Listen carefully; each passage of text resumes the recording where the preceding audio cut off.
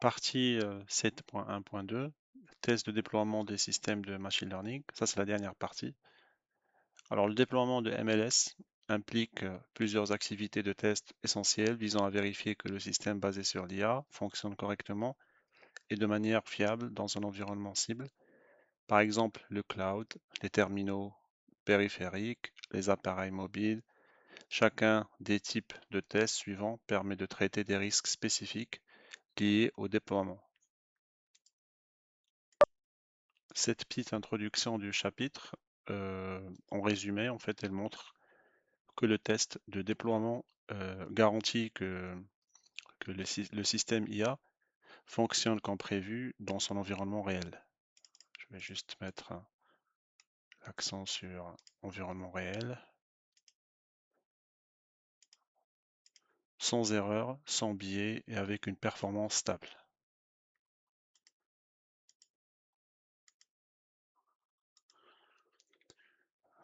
Alors, test de facilité d'installation.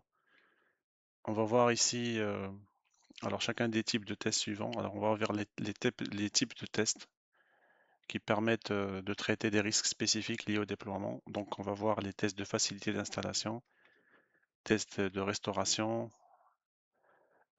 test canary, test en mode fantôme, test de conversion de modèle, test multi-appareil et test des API. Donc il y a tout ça. On va voir chaque test de quoi il s'agit. Donc pour le test de facilité d'installation, vérifie que le MLS peut être installé, configuré puis désinstallé sans problème dans tous les environnements pris en charge. Cela inclut les tests des dépendances système, par exemple les pilotes GPU, la compatibilité avec le framework et l'exécution réussie des scripts d'installation. Donc j'ai résumé tout ça dans ce petit visuel. Alors pour commencer, on a en fait l'étape d'installation. Ici, on vérifie que le MLS s'installe correctement, donc pilote GPU, dépendance. Ensuite, on a la phase de configuration. Donc on s'assure que le MLS est bien configuré et compatible avec les frameworks, par exemple TensorFlow, PyTorch. Troisième phase, c'est l'exécution. Donc ici, on contrôle les scripts d'installation qui s'exécutent sans blocage. Et enfin, la désinstallation. On vérifie que le MLS peut être retiré proprement, sans erreur ni fiche résiduelle. Voilà.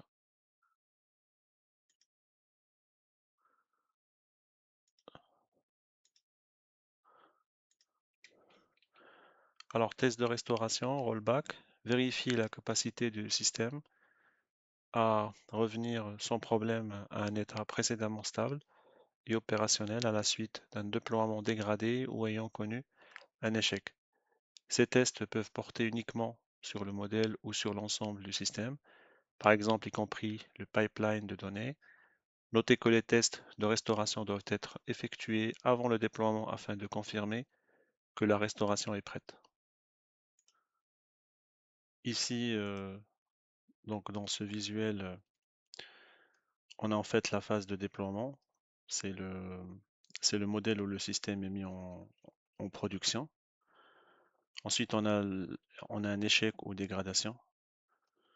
Donc ici, si un problème survient, c'est-à-dire qu'on a un bug, euh, ou bien une baisse de performance, une incompatibilité. Donc à ce moment-là, on fait en fait une restauration, un rollback. Et dans ce rollback, en fait, on revient automatiquement à une version précédente qui fonctionne bien. Ensuite, on a un retour à un état stable, c'est-à-dire que le système retrouve son fonctionnement normal comme avant le problème. Alors ici, pour résumer,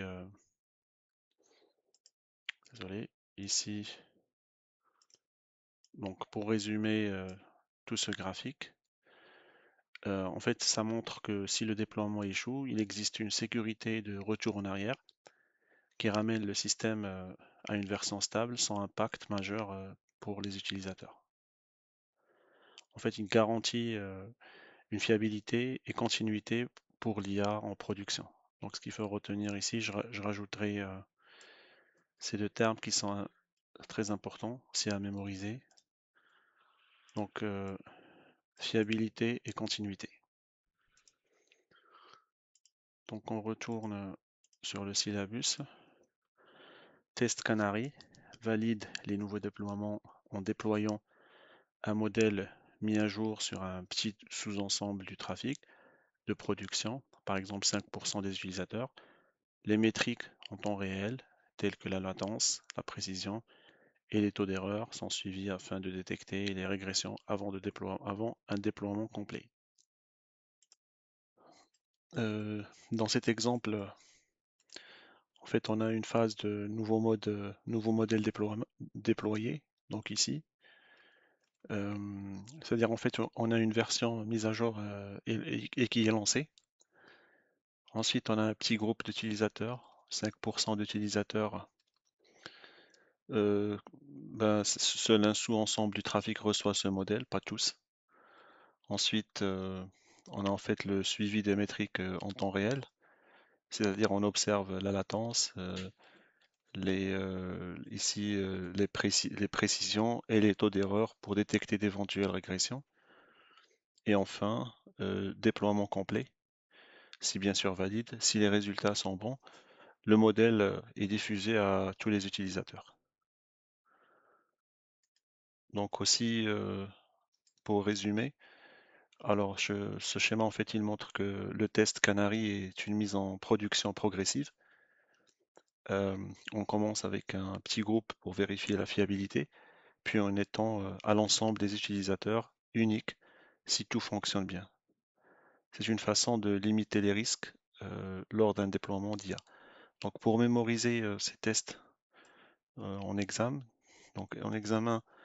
donc si vous voyez mise en prod progressive et je rajouterai aussi limiter les risques. Donc ça concerne en fait ce type de risque, ce type de test.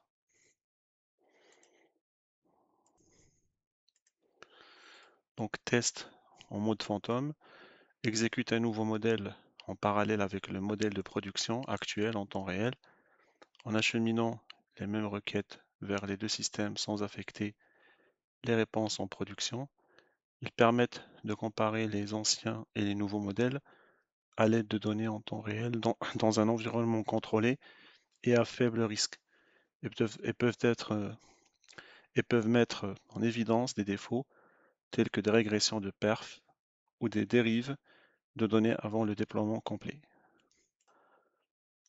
Le test en mode fantôme, en fait, on a ici une requête utilisateur. Ce sont en fait les mêmes données en temps réel, sont envoyées aux deux modèles, donc ici. Ensuite, on a la phase de modèle actuel, donc ils sont envoyés à un modèle actuel, pardon, et ils continuent de fournir des réponses officielles en production. Ce que voient en fait les utilisateurs ici. Et on a en fait le nouveau modèle, c'est le modèle fantôme, ici. Il reçoit en fait les mêmes requêtes, mais ces réponses ne sont pas envoyées aux utilisateurs.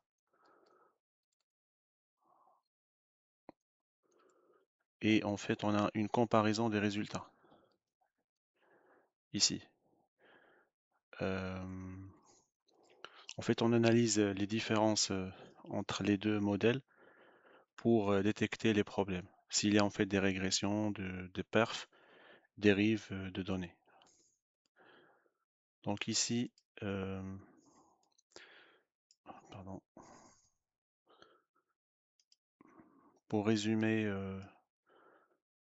tout ce graphe, ce schéma plutôt, ça montre en fait que les tests en mode fantôme permet de tester un nouveau modèle en coulisses avec les mêmes données que la production, mais sans impacter les utilisateurs. Cela aide à vérifier si la fiabilité avant un déploiement est complète.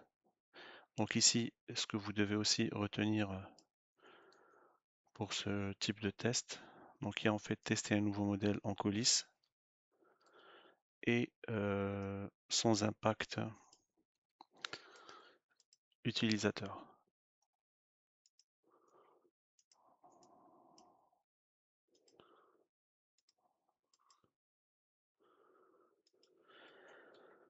Alors, test de conversion de modèle. Vérifie qu'un modèle de ML conserve une précision prédictive acceptable, un comportement cohérent et une efficacité opérationnelle. Par exemple, vitesse d'inférence, utilisation de la mémoire après avoir été converti de son format d'entraînement d'origine vers un format de déploiement adapté à l'environnement de production cible. Alors, test de conversion de modèle, il illustre un processus en plusieurs étapes. Donc ici, on a un modèle d'entraînement original. En fait, le modèle est encore dans son format d'entraînement. Par exemple, on peut avoir TensorFlow, PyTorch. Ensuite, on a la phase de conversion. Euh, il est transformé dans un format adapté au déploiement. On va prendre par exemple TensorRT Core ML. Ensuite, il entre dans une analyse de précision. On vérifie que le modèle garde une qualité de précision acceptable. Ensuite, on passe à la vitesse d'inférence, c'est-à-dire on mesure que le modèle reste rapide à exécuter, ici. Et enfin, euh, on a en fait l'utilisation en mémoire, ici. Euh, on contrôle qu'il ne consomme pas trop de ressources. Alors ici, pour résumer tout ça, alors en fait le schéma il montre que le test de conversion garantit qu'un modèle reste précis, cohérent et efficace, même après avoir changé de format pour être utilisé en prod. C'est une étape clé pour s'assurer que le modèle est prêt à fonctionner dans l'environnement cible, sans perte de performance. Donc je rajouterai les termes que vous devez mémoriser, donc précis, cohérence et efficace, et aussi prêt à fonctionner, je rajouterai ici, dans l'environnement cible.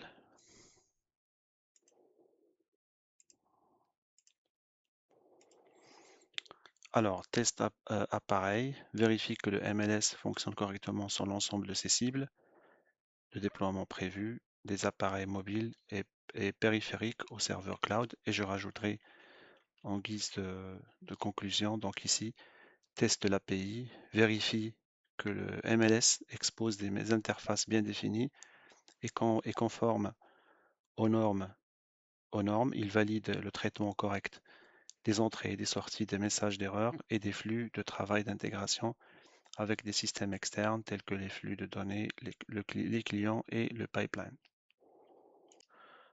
Ici, les deux derniers tests, on a le test multi-appareil et test d'API. Donc pour le test multi-appareil, en fait, ça montre que ici en fait les flèches, ça montre en fait que le MLS fonctionne correctement, fonctionne sur tous les appareils. Euh, En fait, cela, il garantit la compatibilité, la stabilité, quel que soit le support utilisé. Donc ça, c'est pour les tests multi-appareils. Ensuite, pour les tests de l'API, euh, en fait, ici, vous avez des flèches bidirectionnelles vers des systèmes externes. Donc, il y a des flux de données, il y a des clients, il y a des pipelines. Euh, donc, il y a un échange de données qui se fait dans les deux sens. Et entrée-sortie d'erreur. Euh, Petite minute, je vais juste mettre le chargeur. Donc, par rapport aux entrées-sorties d'erreur, euh, donc ici, il y a en fait la validation que tout est traité correctement et conforme aux normes. Alors cela assure une intégration fluide avec d'autres systèmes. En résumé, alors si on résume les tests multi-appareils, ce sont fait des tests qui vérifient la compatibilité du MLS sur tous les environnements. Et pour les tests des API, les API, en fait, ils assurent que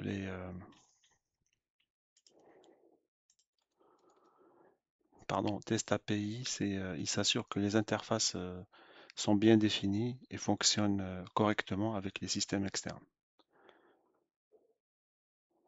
Et donc, ces deux tests, ils garantissent que le MLS est robuste et prêt pour la production.